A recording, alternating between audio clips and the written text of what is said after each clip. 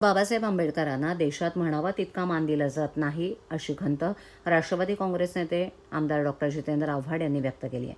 पक्षातर्फे टाउन हॉलमध्ये डॉक्टर आंबेडकर यांच्या दुर्मिळ छायाचित्रांचं प्रदर्शन भरवण्यात आलं असून त्याचं उद्घाटन ठाणे वैभवचे संपादक मिलिंद बल्लाळ यांच्या हस्ते झालं. बल्लाळ यांनी बाबासाहेबांच्या विचारांचं अनुकरण झालं तरच घटनेचं रक्षण आणि उपेक्षितांचा विकास होईल असं सांगितलं. भारतीय समाजात सर्वसमावेशकता असणं गरजेचं आहे, परंतु प्रचलित राजकारण त्याला बगल देत आहे, असं निरीक्षण बल्लाळ यांनी नोंदवलं.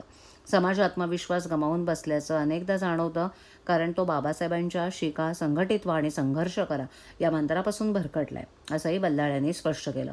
आमदार आव्हाड यांनी घटनेवर होत असलेल्या आघातांबद्दल चिंता व्यक्त केली आणि हे प्रयत्न थांबले नाहीत तर देशाचे तुकडे होतील अशी भीती त्यांनी व्यक्त केली. महिलांना मतदानाचा हक्क घटनेनं दिला असला तरी मतं विकू नका असं सांगणाऱ्या बाबासाहेबांचे मात्र लाडक्या बहिणीनं ऐकलं नाही, असंही ते म्हणाले. भारतानं इराणच्या पाठीशी उभं राहायला पाहिजे होतं, असंही ते म्हणाले.